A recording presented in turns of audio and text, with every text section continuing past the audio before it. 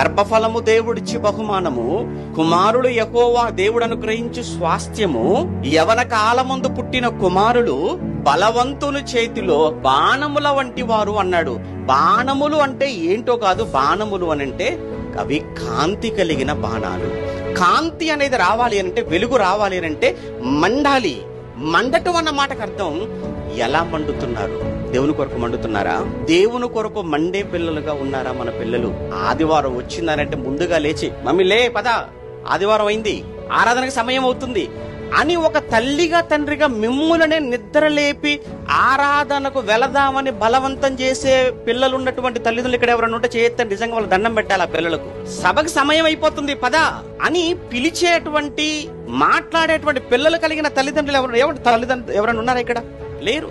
వాళ్ళు బ్రతిమిలాడాలి, వాళ్ళకి తాయిలాలు ఇవ్వాలి. వాళ్ళకు ఏంటి, ఏదో ఓటుకు ఏమండి డబ్బులు ఇచ్చినట్లుగా, ఓటుకు నోటు అన్నట్లు మన పిల్లలు చర్చికి రావాలంటే కూడా వాడికి ఏదో ఆశ చూపించాలి. మనం ఏదో ఆశ చూపిస్తే తప్ప వాడు మనతో చర్చికి రాడాడు. వాడు చర్చికి రావాలంటే ఒక డిమాండ్లు పెడతాడు మన ముందు. ఆ డిమాండ్లకు మనం ఓకే చెప్తే తప్ప రాడాడు. ఇది నేటి మన పిల్లల పెంపకం అంటే. ఎక్కడుంది చెప్పండి మంట? వాళ్ళు ఎక్కడ వెలుగుతున్నారు? వాళ్ళు వెలగటం లేదు అనంటే అది బాణాల్లో లేవన్నమాట, ఆరిపోయాయి.